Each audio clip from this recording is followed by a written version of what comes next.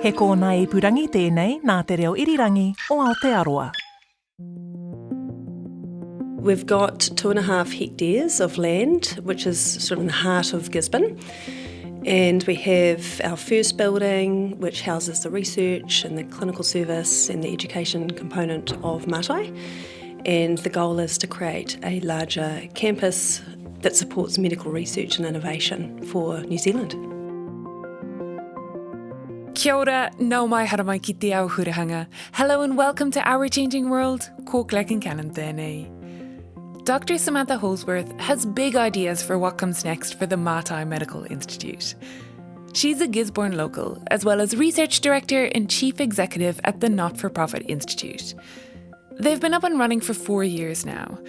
First in a rented space, but as of April of this year in a brand new building designed to house their staff and high-spec MRI machine. And some of the research happening here has been described as pioneering, groundbreaking, and world-leading. And I wanted to find out why. First though, I meet the key piece of tech at the centre of their work. So we are in what we call the control room in the MRI suite here at Mātai. So this is where we control the machine, where we do the settings for the pictures, just where we hang out really while we're doing the scans. This is Taylor Emston, one of the 2 MRI technologists on staff. It's a standard control room situation, much like you've seen before if you've gone in for a scan, or if, like me, you've watched heaps of medical dramas. There's a computer on the desk, there's a bunch of monitors, a big window looking into the room where the MRI machine is, and a live feed from the camera inside the scanner. Always keeping a couple of views on whoever's in the machine at the time, so we make sure that they're, doing okay while they're in the machine. We've also got the capability to do Netflix and YouTube while the patient is in there. So one of these screens in front of us now controls what the patient is watching while they're in the machine. And we can also do Spotify and the radio if they just want to listen to something and zone out a wee bit while they're in the machine, which is nice. Maybe a nice Our Changing World episode 2? How magnetic resonance imaging, MRI, works is that it creates a strong magnetic field around you as you lie inside it. This magnetic field causes the atoms in your body to align in the same direction. Then, with the magnetic field still on, radio waves are sent from the MRI machine, and they kind of knock these atoms away from the aligned direction.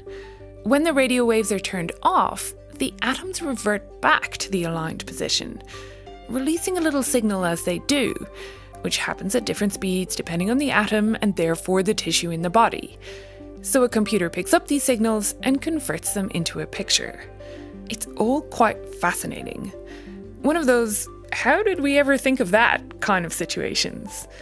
You can get different strength MRI machines related to the strength of the magnetic field they can produce, which is measured in Tesla, named after inventor and engineer Nikola Tesla. And for reference, a small bar magnet might have a magnetic field strength of about 0.01 Tesla. This is a 3 Tesla MRI machine, which is pretty strong. It's a wee bit stronger than your fridge at home. So we have to be careful about what we take into the room itself. So we screen everybody, which means making sure that they don't have anything on or in the body that we don't want going near the machine before they go into the room. So we don't want bobby pins, we don't want belts with big steel buckles, we don't want coins in the pockets, things like that. Otherwise they risk getting sucked into the machine at a rather high speed. Yeah, and probably don't want to be responsible for damaging this particular Correct, yeah, this one is worth a wee bit more than my salary, so I'd hate to cause any damage to this one for sure. It's a great machine to work on though. We get some good pictures with this machine. In New Zealand, you can find 1.5 and 3 Tesla machines, so this one is on the stronger side. Around the world, there are even stronger ones used in clinical settings and extremely strong magnetic field MRIs used in research. But these are megabucks, says Taylor. Rigged up as I am with all my recording equipment, heading near the scanner is a no-no. But there's some red tape across the door that I can stand behind as Taylor opens it up to give me a better look. So at the moment we've got what's called a phantom. What it does is we do a warm-up in the morning to make sure that the machine is all working correctly. So we just, do a little test before we get any actual people in the machine every day. So my job this morning will be to take the phantom out of the machine, get set up for our first patient, and then bring them in. We've got all sorts of straps, sponges, every possible combination that you could need. And we also put earplugs and earmuffs on the patient because the machine is very noisy. This scanner is busy. It's used for clinical scans for local patients and to image research participants who are part of the many studies underway here. Taylor's day involves meeting these people, bringing them in here, getting them set up in the scanner, and then running the scan, which varies depending on what you're planning to image. Each body part takes a different amount of time depending on what we're doing. Something like a knee takes about 10 minutes. If you're getting your heart scan, that's usually around 45 minutes or so that's a longer one. And some of our research is upwards of an hour, which is why we say it's so beneficial to have that Netflix capability in there. It does really make a difference for people who are in there. Some scans need what's called contrast medicine, which is like a dye that we put in to visualise kind of blood flow and things like that inside the body while we do the pictures. Some don't, so I have to look at my list in the morning and kind of see what we've got going on as to what I'll be doing that day. But it's an amazing job just having sort of that hands-on interaction with patients, but also just feeling like you're doing something good. I really enjoy the job and enjoy helping people feel comfortable, because a lot of people do get a little bit nervous, a little bit claustrophobic in the machine. So just being able to help them with their anxiety can actually make me feel like I've done a good job that day, which is nice. Yeah, it's an impressive machine, but I imagine that it's very intimidating if you're sliding into that little semicircle there that's totally enclosed. If you had any kind of claustrophobia, correct, it would be challenging. And would you believe it, this is what's considered a wide bore. So this is actually about 15-20 centimetres wider than a standard MRI machine. So you can think if you're struggling with what we've got here, though the older, smaller machines would be so much worse. So it's great to have this in Gisborne as well. Just that little bit of extra room while you're in there. So, what can it be used for? Well, MRI allows you to get really good 3D images of the non-bony, soft tissue parts of the body. Your brain, spinal cord, heart, blood vessels, organs, ligaments, tendons, and muscles. So in clinical settings, it's used for diagnosis of injuries and disease detection across a wide range of disorders. Researchers pushing the boundaries of what the technology can do are adding to this list all the time.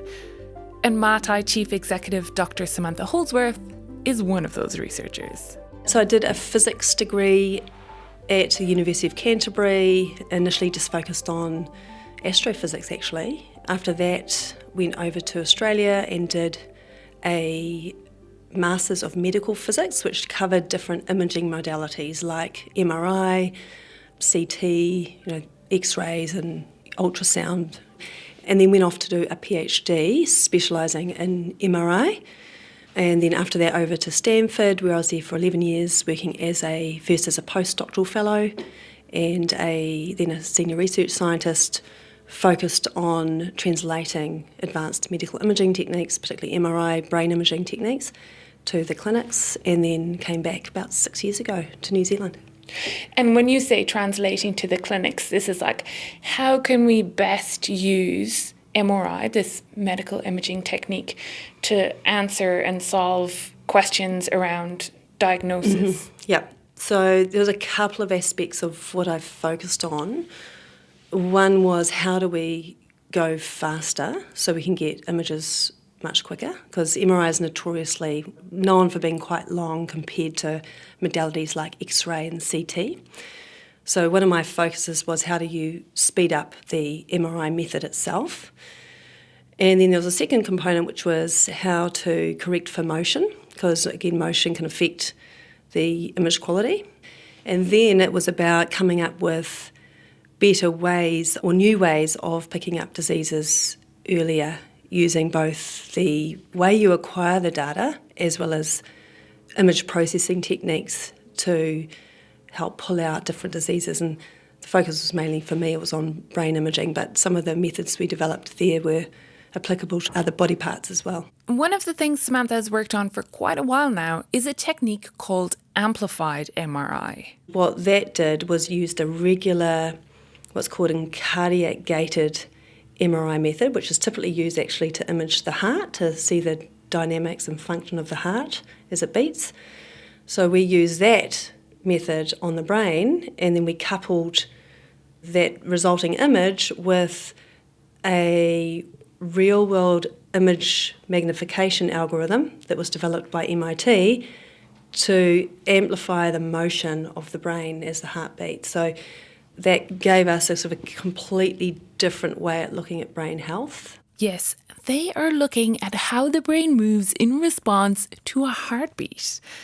It's such a teeny movement to try to detect, but this technique amplifies it by 50 times. I've seen videos of this on their website, and it's quite remarkable. So every time the heart beats, blood goes through the carotids into the brain, and it kind of moves the brain around. And that motion is around, depending on where in the brain, it's around 0.1 millimetres, which is below the resolution of typical imaging. And so what we're doing is we're amplifying that so you can see it. I just want to put a disclaimer there, is that there is another method which can pick this up, but the difference here for us is that it's very, very fast. It gives you exquisite brain fluid contrast, and it uses regular images off the scanner, a regular technique off the scanner. They're now looking at a lot of different clinical applications of using this MRI technique. One of them is in, for example, Chiari malformation, which is when the cerebellum kind of herniates and drops down, and it blocks the flow of the fluids in the brain, and it creates this abnormal motion. So we're using it to see whether we can guide neurosurgeons as to whether they need to go into surgery or not. So that's one application. We're also using it together with computational modelling in collaboration with Auckland Bioengineering Institute to see if we can come up with a non-invasive measure of brain pressure. And when she says non-invasive, at the moment, the only way to diagnose increased brain pressure is to drill a hole into the patient's skull. So if you could measure this pressure, which sometimes increases after head injuries, brain tumours or meningitis, by just doing an MRI, well, I think I'd be keen on that. Another one is we're working with Stanford around dementia, seeing if we can see abnormal brain motion patterns in dementia, concussion. There's a whole bunch of things that we're looking at. So the technique kind of enables you to see, okay, well, in a normal brain, you've got this heartbeat and that causes this change of pressure, and we can actually see the motion happening and maybe the biomechanics of how the brain will move. Yep. But now you can also look at that in brains of people who have different disorders and see, okay, well, can we see this change in the pressure and the biomechanics? Yeah, that's right. And if, something like, for example, dementia is a area which MRI has had difficulty picking up early. It's reasonably good at picking up late-stage Alzheimer's, but something like dementia, everyone's on a hunt for these early biomarkers of dementia. And so one of the projects we've got, and that's with Stanford, is looking at abnormal brain motion patterns across the brain for early-stage dementia. We're also using amplified MRI in our guided brain surgery software. We're using the motion from the amplified MRI coupled with other advanced imaging and computational modelling to help guide neurosurgeons to cut tumours out with more accuracy. So that's part of a prototype we're developing as part of a company called Neurophanos that spun out of the University of Auckland.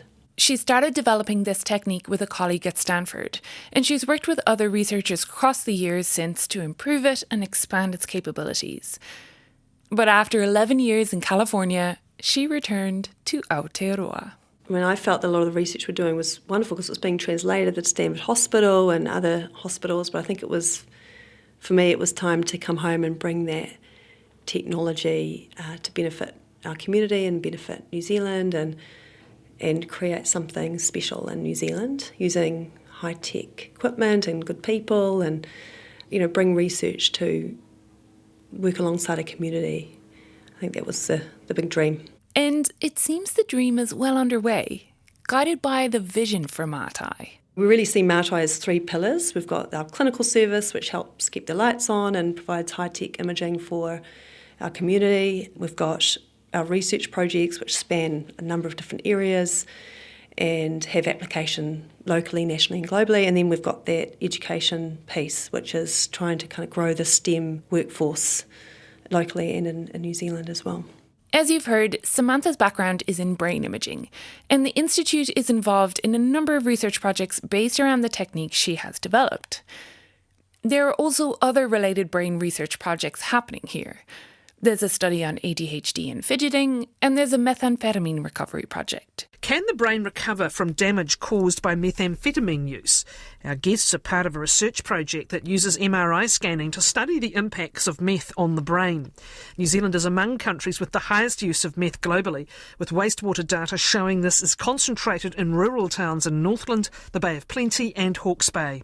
On top of the concussion modelling project Samantha mentioned, they're also trying to figure out a way to be able to see concussion on MRI scans. A group of schoolboy rugby players in Gisborne are at the forefront of a study into concussion that could make its detection more speedy and accurate and help patients better manage their recovery. This one uses an MRI technique developed by Emeritus Professor Graham Bidder, another Kiwi based overseas, who is, well, a very big deal in the field. He pioneered a lot of the early techniques to examine brains using MRI, many of which are still in use today. He was on the 2024 New Zealand Honours List for his services to medical imaging. And recently, with the Mātai team, he's developed yet another new mathematical technique that can improve the contrast in images by 10 to 20 times to help with diagnosis in many brain disorders. But it's not all brains. We have a prostate cancer pathway.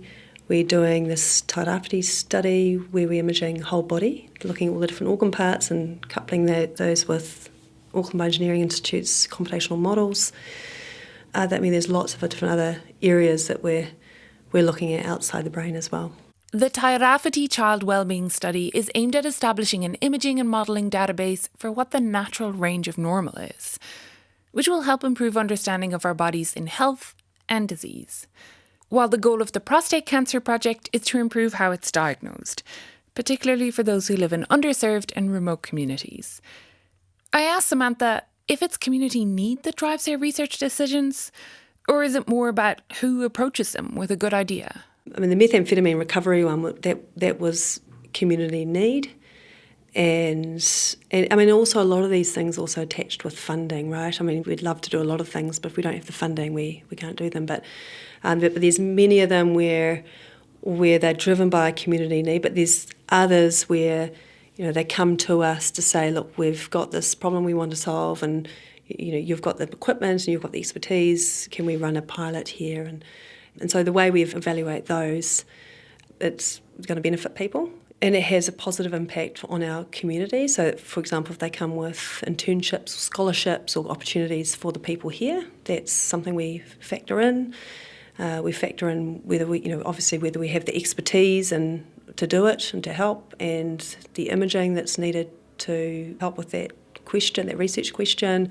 So it's kind of holistic. It's a holistic assessment. The internships and scholarships fit into their third pillar. Where we feel like we can help with that STEM pipeline is around the school leavers age. So we supply school leavers scholarships to go for kids from here to go to university, and then we provide opportunities to do summer research internships while they at university, so during the summer while they're attending university. So just last year we had 23 summer research interns. This year we've got 16 coming, all local except for 2, I believe. In growing the STEM capacity in the region will be needed if they achieve their vision. We've got this dream of creating a translational medical research and innovation campus. So as you know, we're in this building now, which is on the edge of the campus, and we're looking to grow the campus into something which kind of, I guess I often think of it as like a little mini Mayo, right? So it's about bringing clinical together with engineers and scientists and researchers, together with community, together with iwi, to come together to create an ecosystem that can drive innovation in STEM. And when you say Mayo, you're referring to a clinical institute that's in the States? Yes, that's right, yeah. And that's just a wonderful example of an academic medical research centre that has catalysed major discoveries that benefits people, and it's been a highly successful model. But, it's slightly not quite Mayo for us. It's a combination of, I guess it's like Mayo alongside community and iwi together to kind of create an ecosystem that can support medical research as well as the STEM area in general, so innovation in science and tech. It might be surprising to many that Samantha would choose to do this in the small city of Gisborne. But for her, alongside her desire to bring her expertise home, Gisborne's size and character is actually a big advantage. For us, being in a small community has opened up all sorts of applications because we can really genuinely work alongside the community to do the research. That interaction has not only positively benefited people here, but also the quality of the data we're getting, because we have such high retention rates for our research studies. We get absolutely pioneering and world-class data that creates really good outcomes, right? Because we got good high retention. I think in our concussion study, for example, our retention rate is 90%, and that's unheard of. And when you say retention rate, that's if you've got a long-term study, people keep coming back in. Yep, that's right. We've really made a real big point of building trust with our community. So we're doing research alongside our community. And so what that means is constant feedback on what we're doing, the results of the studies. And so that gives people opportunities to kind of feedback to us and be involved in the research process. That can be quite difficult to do, but being in a small community, A, it's very, very rewarding, but B, it's also the right thing to do. And so, before we have an international publication, before everyone else sees it, there's a lot of engagement with our community before. And it also lowers the barrier, I think, for young people coming through. We're not just some ivory tower that's sitting there, so kids can see that it's not that hard to be in this field. It's accessible for them. And the other thing, I think, is because I've always seen Gisborne as a highly innovative area. I think there's a lot of innovation in rural communities and regional communities. It can move fast. Professor Graham Bidder, who's a Kiwi pioneer who's based in the UK, and he came to us with this mathematical framework he developed where our team, which is world-class, our team, they were able to implement his mathematics and get it going in our scanner, and it took a couple of weeks, and normally these things would take years, and so within 3 months there was a publication on this method that was, amazing method of picking up white matter disease, right? So things just move quickly, and the other thing is around why Gisborne is that it's an unfortunate fact that we don't have as easy access to specialists, right? We want to change that, obviously, for our region, but we don't. We have limited numbers of specialists that can come. And so our way we think about it is how do we innovate in the absence of a specialist? And our innovations can then benefit not just people in rural areas and regional areas, but also could benefit and augment capabilities of clinicians in the cities as well. So it just opens up other opportunities that may not have existed in a big metropolitan area. The research work continues, and their next big step for the campus is to try to get infrastructure funding, and if they do, they'll start building. How many people work here right now? We've got 17 staff, but the size of the collaborative team is over 100 people who work on. If you're spanning the projects, there's over 100 people, and they're local, national, international collaborators. Yeah. And the dream campus build will increase the size? By a lot more. Yeah. Thanks to Taylor Emston, Dr Samantha Holdsworth and Jeanette Lepper of the Mātai Medical Institute. This episode was produced by me with help from Ellen Rikers and Liz Garton. Sound engineering was by Phil Benj. We'll be following up this episode in a few weeks with a deep dive into the ADHD research happening at Mātai. Keep an eye out for that one.